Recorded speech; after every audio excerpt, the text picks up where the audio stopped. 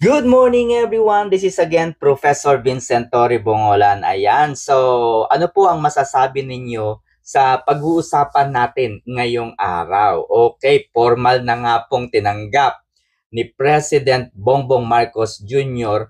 ang courtesy resignation ni Solicitor General Menardo Guevara. Okay, so ito lang po kasi ang hinihintay ni Attorney Menardo Guevara dahil matagal na niyang ayaw doon sa kanyang trabaho, doon sa kanyang posisyon. Dahil kung inyong matatandaan, nakilala si Solicitor General Menardo Guevara noong panahon ni former President Rodrigo Roa Duterte.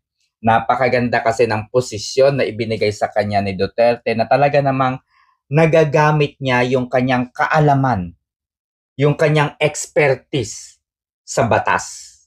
Alam niya kung ano ang tama, alam niya kung ano ang mali sa ilalim ng ating konstitusyon, sa ilalim ng saligang batas. Kaya nga, nung maging Pangulo, itong si President Bongbong Marcos Jr., inappoint siya bilang Solicitor General kasi pati si BBM humanga sa husay ni Solicitor General Menardo Guevara. Ang hindi kasi ine-expect ni Solicitor General Menardo Guevara ay ipagtanggol yung gobyerno sa mga bagay na hindi tama, yung obvious na hindi makatarungan. Paano mo nga naman ipagtatanggol ang isang pamahalaan, ang isang gobyerno na yung ginagawa ay obvious na paglapastangan, no, sa saligang batas. 'Di ba? Very obvious mga kaibigan. So, ganito po ang nangyari. Noong early 2025, yan. So, natuklasan ni Congressman Isidro Ungab ang mga anomalya sa 2025 national budget. And inexpose nga nila ni dating Pangulong Duterte, Attorney Vic Rodriguez at Attorney Martin Delgra yung mga blanco sa bicameral committee report. So pinag-aralan nila ito at nakita nila na mayroong malaking anomalya. So nakita rin po ni na Attorney Vic Rodriguez yung mga insertion doon sa 2025 budget. Tapos pinirmahan pa ni President Bongbong Marcos Jr. yung budget. Okay? So to cut the story, mayroong isang malaking krimen na ginawa ang administrasyong ito ni Bongbong Marcos Jr. Pasok na pasok po ito sa plunder at saka sa malversation of public funds, no? Nandyan po yung pondo ng PhilHealth na nilipat po sa National Treasury, pondo po ng Land Bank, GSIS, SSS, Development Bank of the Philippines, creation of Maharlika Funds, pagpopondo sa lahat po, no? Tinanggalan din po ng budget ang Malasakit Center, ang Porpis, tinanggalan din po, no? Binuo yung iba't ibang uri ng ayuda, okay, kagaya po ng AIX, MAIP, AKAP, TUPAD, para ponduhan ang 2025 national election. Ayan, so eto na nga mga kaibigan. Bago eleksyon, no, nag-file kaagad ng complaint, no, ng reklamo si Attorney Vic Rodriguez at ilan sa mga kongresista. Sinampahan nila ng kaso, no, sina Romualdez. Okay, syempre yung administrasyon ni Bongbong Marcos. Pinuwestiyon nila itong mga pondo na ito. Okay? Napanood natin ang oral arguments. No? Panoorin nyo na lamang yung mga oral arguments kung hindi ninyo natatandaan o kung hindi kayo aware. Okay? So sa oral arguments, guys, talagang napahiya si Solicitor General Menardo Guevara. Alam niyo yung laging sagot ni Solicitor General? Bahala na ang Kongreso. Mahirap mag-speculate. Mahirap basta-basta magbintang. Bahala na sa wisdom ng mga kongresista. Di ba ganun yung sagot niya, Solicitor General? Ibig sabihin, hindi niya kayang ipagtanggol yung administrasyon. Kaya noong February 27, no? If I were not mistaken, February 27 yata yun. Sabi niya sa Supreme Court, itigil na yung pag-uusap na yan, itigil na yung oral arguments na yan ng Supreme Court. Pero hindi pumayag ang Supreme Court.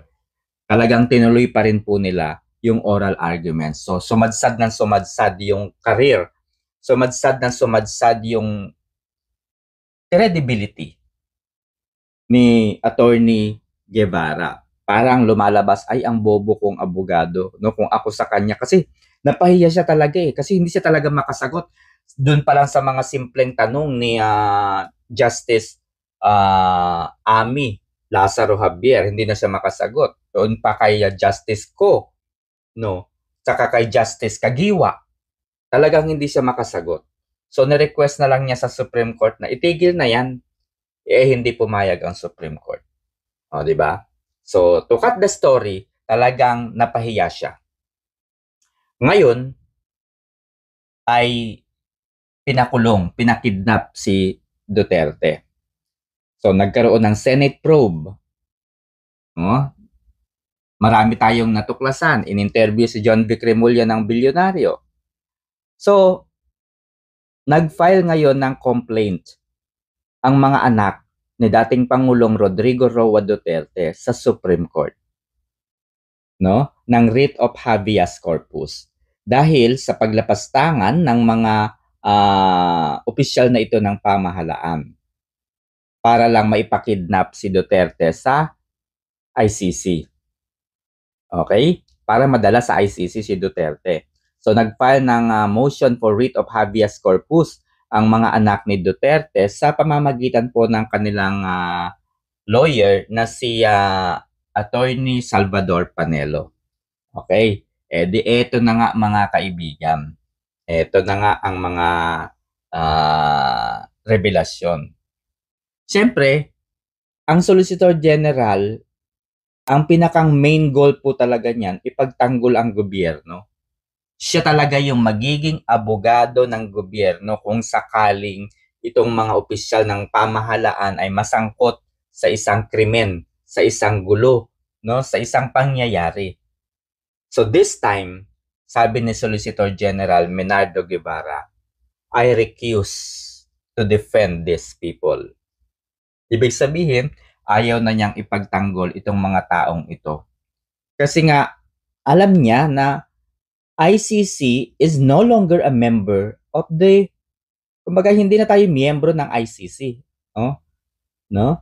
Philippines is no longer a member of the ICC. And wala na silang otoridad.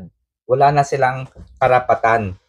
So bakit pinahuli nyo pa rin at sinurrender si former President Duterte? Tapos, ako yung isasalang ninyo para ipagtanggol kayo? Ngek-ngek ninyo, no? I refuse. Yan. So, ngayon nga ay pinag-courtesy resignation ni President Marcos Jr. ang lahat ng kanyang mga cabinet officials and secretaries. At nag-file na nga si Attorney Guevara. Inaprubahan kaagad. Ngayon, ito po ang pinakahihintay ng lahat. Dahil malaya na po si Solicitor General Menardo Guevara, pwede na po siyang magsalita. Pwede na po niyang sabihin kung ano ang katotohanan, kung ano talaga ang sinasabi ng ating saligang batas. Kaugnay po sa pagpapa-aresto kay former President Duterte. Ayan. So kasi, nung siya po ay Solicitor General, bilang abogado po ng gobyerno, by hook or by crook, ayaw man ng iyong kalooban, ipagtatanggol mo ang gobyerno. Kasi trabaho mo yan. Ngayon na hindi ka na abogado ng gobyerno, pwede ka na pong sumagot sa kung ano sa tingin mo ang legal, tama, at makatotohanan. Kaya, payag ba kayo na ma-interview ng mainstream media si Solicitor General Menardo Guevara? Tama ba ang kanyang ginawang desisyon na mag-resign na kay BBM?